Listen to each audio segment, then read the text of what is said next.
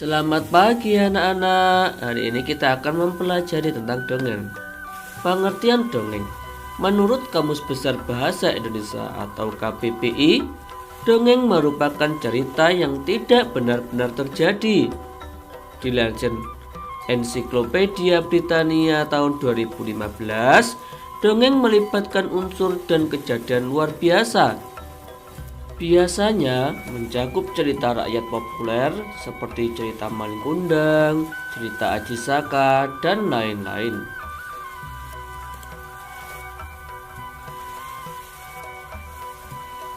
Umumnya pengarang sebuah dongeng tidak dapat dikenali karena dongeng adalah bentuk cerita turun-temurun dari nenek moyang. Kejadian pada dongeng terkesan sebagai kejadian sungguhan. Namun, pada dasarnya dongeng adalah cerita fiktif dan imajinatif, seperti binatang dan tumbuhan yang bisa berbicara seperti manusia. Dongeng merupakan salah satu karya sastra yang mengandung pesan moral di dalamnya.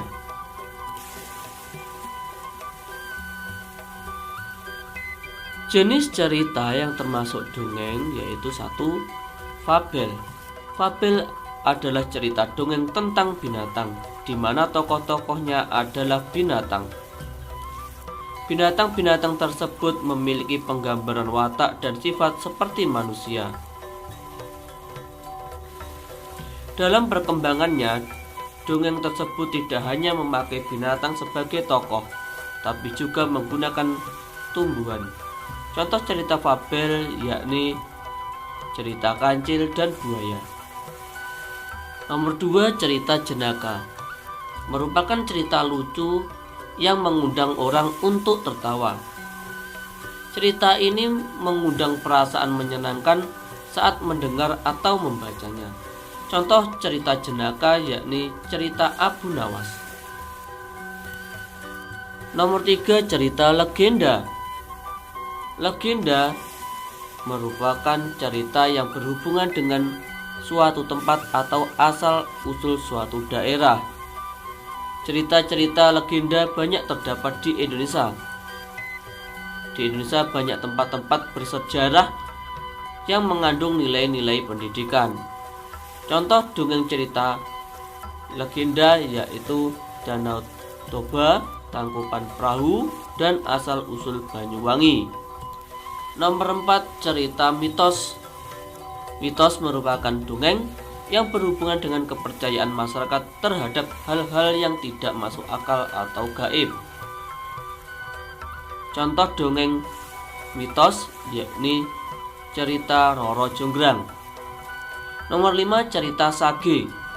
Sage merupakan cerita yang mengandung unsur sejarah dan telah bercampur dengan fantasi rakyat. Contoh dongeng pada cerita sage yakni Tutur Tinular dan Panji Laras. Nomor 6, cerita parabel. Parabel merupakan cerita yang berisi unsur pendidikan dan keagamaan. Contoh cerita parabel yakni Damar Wulan dan Sepasang Selop Putih.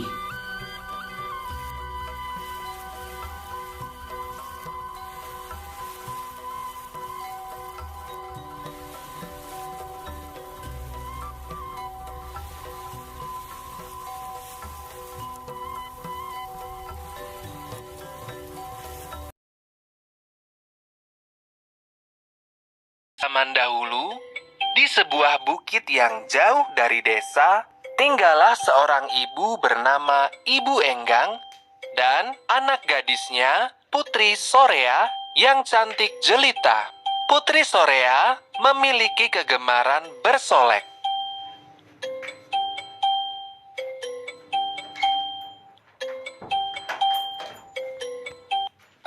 Suatu hari, Putri Sorea meminta kepada Ibu Enggang untuk membelikan sepasang perhiasan yang mahal, bedak, dan sisir baru.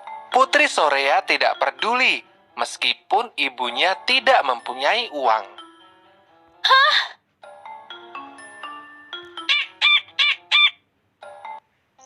Sang ibu pun menjadi sedih dan bingung. Untuk membeli perhiasan, bedak, dan sisir tentunya membutuhkan uang yang sangat banyak. Namun, demi memenuhi keinginan anak satu-satunya itu, sang ibu pun membuka tabungannya yang jumlahnya tidak seberapa.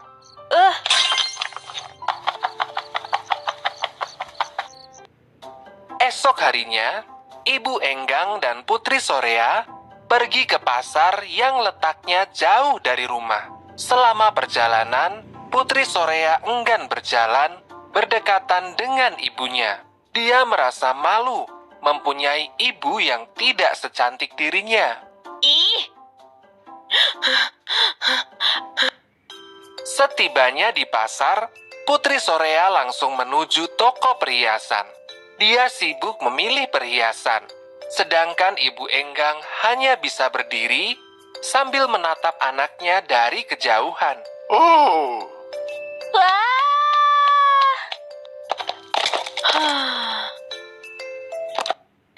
Pulang dari pasar, Putri Sorea dan Ibu Enggang berpapasan dengan sekelompok pemuda. Para pemuda pun bertanya, "Apakah itu ibumu, Putri cantik?" Karena merasa malu, Putri Sorea menjawab, Bukan. Dia bukan ibuku. Aku tidak mungkin punya ibu seperti dia."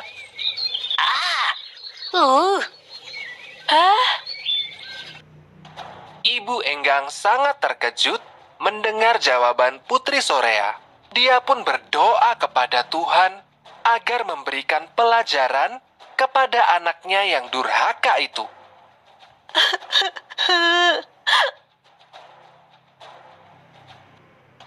Tuhan menjawab doa Ibu Enggang.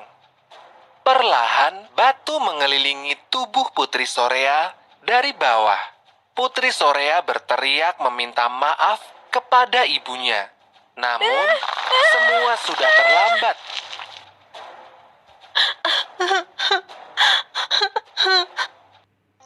Ibu Enggang memeluk batu yang sejatinya adalah Putri Sorea. Dari dalam batu mengalir air mata sang anak. Semua penyesalan sudah terlambat. Putri Sorea telah menerima hukuman karena durhaka kepada ibunya.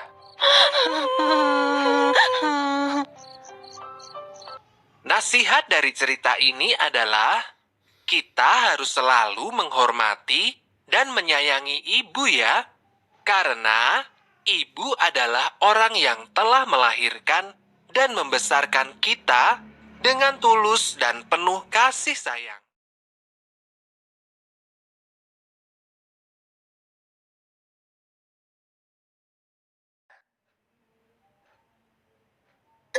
Di tengah hutan yang lebat, hiduplah seekor bunglon. Dia memiliki kemampuan yang sangat unik. Dia bisa merubah warna tubuhnya menjadi mirip seperti tempatnya berpijak. Saat bersembunyi di semak-semak, warna bunglon berubah menjadi hijau. Ketika dia berpijak di dahan pohon, warnanya berubah menjadi coklat. Kemampuannya ini membuat dia susah sekali ditemukan jika sudah bersembunyi. Kemampuan yang hebat membuat bunglon menjadi sombong.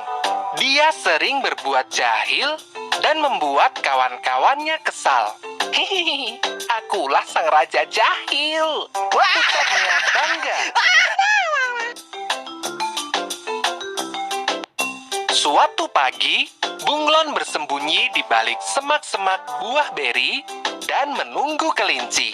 Bunglon bermaksud untuk mengagetkan si kelinci. Wah! Bunglon tertawa dengan keras saat ia melihat kelinci kaget. Satu kali, dua kali, dan akhirnya kejahilan itu menjadi kebiasaan bagi si bunglon. Hampir semua hewan sudah pernah dijahili oleh si bunglon. Kamu keterlaluan, bunglon. Suatu saat kamu pasti akan kena batunya, kata si tupai.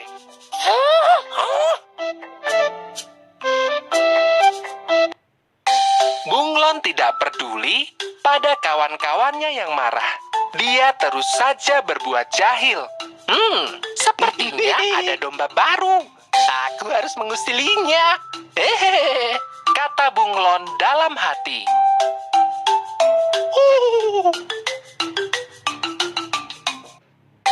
Bunglon terlalu sibuk membayangkan reaksi domba. Dia tidak tahu jika ada seekor singa yang mendekat. Kedatangan singa itu membuat si domba melarikan diri. Bunglon melompat dari tempat persembunyiannya secara tiba-tiba. Dia bahkan berteriak dengan sangat kencang. Wah! Bunglon mendarat tepat di depan sang singa yang sedang berbaring.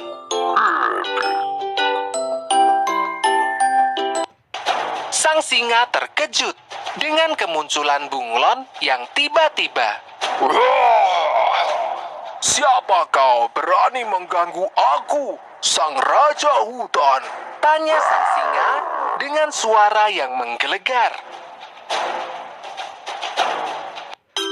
Bunglon merasa syok setelah mendengar auman sang singa. Auman itu sangat lantang dan membuat telinganya sakit. Sejak saat itu, Bunglon berjanji untuk tidak berbuat jahil lagi.